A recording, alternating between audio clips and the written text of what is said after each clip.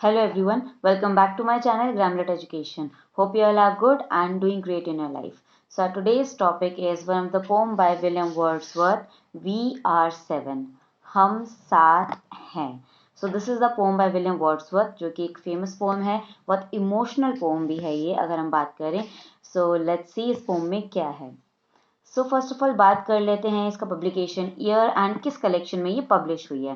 So this poem is published in lyrical ballads जो 1798 में आया था, जो कि फर्स्ट एडिशन था ऑफ लिरिकल बैलेट्स. एंड ये बात भी याद रखना बहुत इंपॉर्टेंट है कि 1798 में with the publication of lyrical ballads romantic period शुरू होता है एंड 1837 तक रोमांटिक पीरियड हमारा रहता है.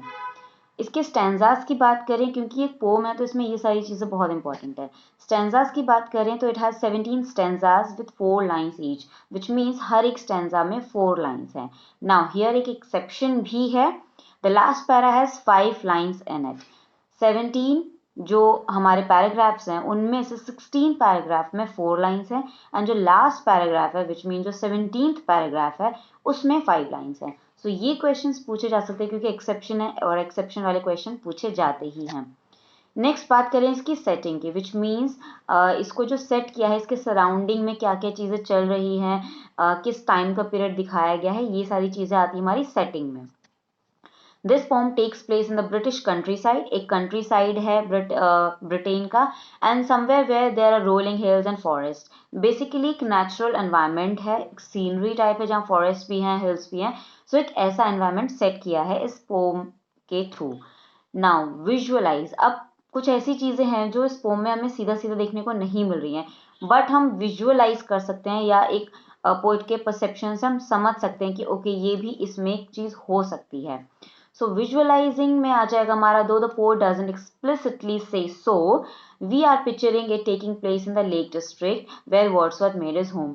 हालांकि पोम ने क्लियरली एक्सप्लेन नहीं किया है, ना ही बताया है कि वो लेक डिस्ट्रिक्ट में है जहाँ पर वर्ड्सवर्थ ने अपना घर बनाया था, बट इसे हम विजुअलाइज कर सकते हैं. एक थॉट प्रोसेस वो भी हो सकता है हमारा कि हाँ जो सेटिंग है, जो बिल्कुल मेन जो प्लेस होगा वो शायद लेक डिस्ट्रिक्ट होगा इस पोम में.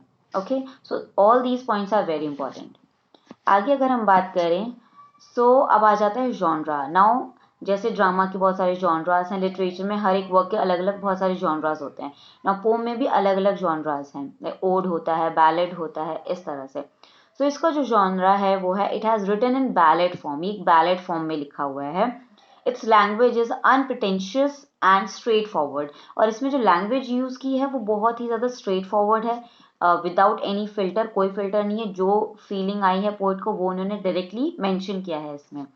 It asks the question about life and death.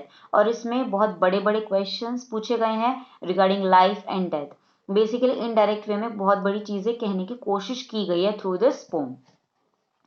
Overall point of view की बात करें, the pome describes a discussion between an adult poetic speaker and a little strange cottage girl about the number of brothers and sisters who dwell with her.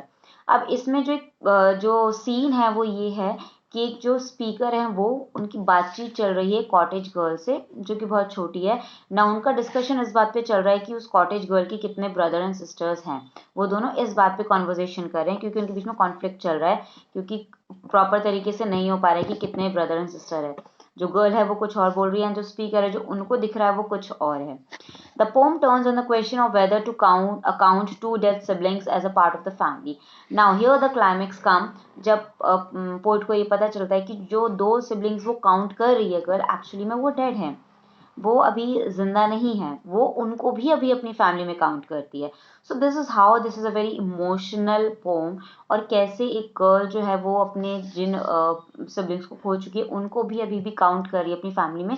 एक इस तरह की setting यहाँ पे दिखाई गई है जो मे बी आई गेस आज के टाइम पे ऐसा नहीं होता है. बट जो पोइट है वो ये कर रहे हैं कि नहीं, जो अभी नहीं है हम उनको काउंट नहीं करेंगे, वो मर चुके हैं. बट जो गर्ल है वो उस पर एम्फेसाइज कर रही है कि नहीं मैं उन्हें काउंट करूंगी. ये उनके बीच में डिस्कशन चल रहा है. नेक्स्ट अगर हम बात करें ओवरऑल समरी की, इस जो पूरी समरी है इस पोम की वो इस तरह से है. The speaker meets an 8-year-old girl and begins with a friendly chat. तो स्पीकर जो है वो 8 साल की एक छोटी सी बच्ची है, कॉटेज गर्ल है, उससे मिलते हैं। उन दोनों के बीच में फ्रेंडली चैट स्टार्ट होता है। He asks the little girl how many brothers and sisters she has and she declares that we are 7. Now बातों बातों में ही फिर पूछते हैं जो पोर्ट है हमारे उनसे, गर्ल से, कि आपके कितने भाई बहन हैं। तो वो बताती है हम 7 हैं, विच मीन्स वो खुद एंड उसके 6 सिबलिंग्स और हैं, खुद को मिलाकर वो 7 बताती है। The speaker asks where all her siblings are and learned that 2 of them are actually dead. फिर वो उनसे पूछते हैं कि आपके सिबलिंग्स बाकी के कहाँ हैं, क्योंकि उनको वहाँ पे सारे सिबलिंग्स नहीं दिखते हैं, वहाँ पे सिर्फ 4 ही सिबलिंग्स होते हैं। तब उन्हें पता चलता है कि एक्चुअली में 2 सिबलिंग्स जो हैं वो अभी they were like no more, वो अभी नहीं हैं। The speaker insists that the little girl has only 4 and not 6 siblings. तो स्पीकर समझाने की कोशिश कर रहे हैं उस गर्ल को कि आपके 4 सिबलिंग्स हैं, 6 सिबलिंग्स नहीं हैं। But the girl is resolute, but वो मना करती है एंड बहुत ज़्यादा एम्फेसाइज होती है इस चीज़ पे, बहुत ज़्यादा जोर देती है इस चीज़ पे कि नहीं, मेरे 6 सिबलिंग्स ही हैं, जो अभी नहीं है मेरे साथ, मैं उन्हें भी काउंट करूँगी। सो उन्हें भी काउंट करती है वो। सो दिस इज हाउ वो बोलती है वी आर 7, एंड इस पोम का नाम इस तरह से आता है वी आर 7।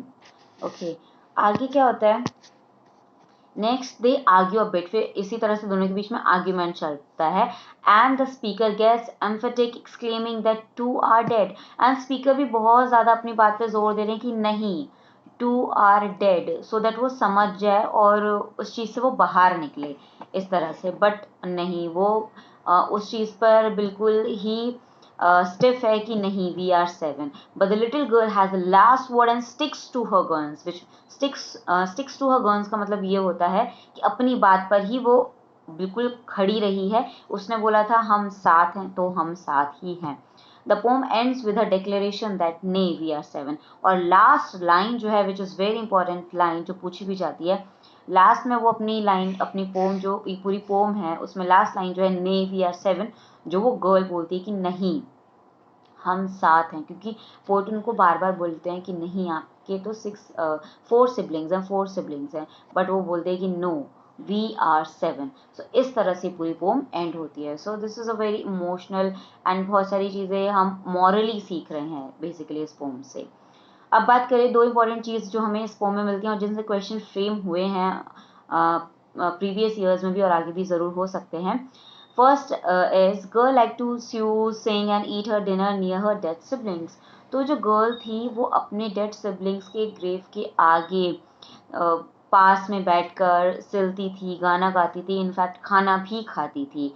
सो वो इतना बिल्कुल ऐसा नहीं था कि वो अब नहीं है इस वर्ल्ड में, तो उनको बिल्कुल अलग कर दिया उसने। वो स्टिल सारे काम उसी तरह से करती थी जैसे वो नॉर्मली रहती थी उनके साथ जब वो थे। साथ में खाना खा रही है, उनकी ग्रेव के पास बैठ के गाना गा रही है, सारे काम वो करती थी बिल्कुल नॉर्मल, और उसे बिल्कुल भी अलग कुछ फील नहीं होता था। सो दिस इज़ वेरी, बहुत ज़्यादा हमें कुछ इंटेंसिफाई कर देती है ये line. And the next one is narrator was there, and obviously ये भी क्वेश्चंस पूछे जाते हैं कि किस पोम में नैरेटर हैं, किस में नहीं है, किस टाइप के नैरेटर हैं, ओमनीशेंट हैं या ओमनी प्रेजेंट, या जिस तरह के भी नैरेटर होते हैं। सो यहाँ पे हमें इस पोम में नैरेटर देखने को मिलते हैं जो अपनी बात रख रहे हैं along with that cottage girl. So that's it for today's video. I hope you like this video, and if you do, don't forget to like this video and subscribe to my channel. Thank you so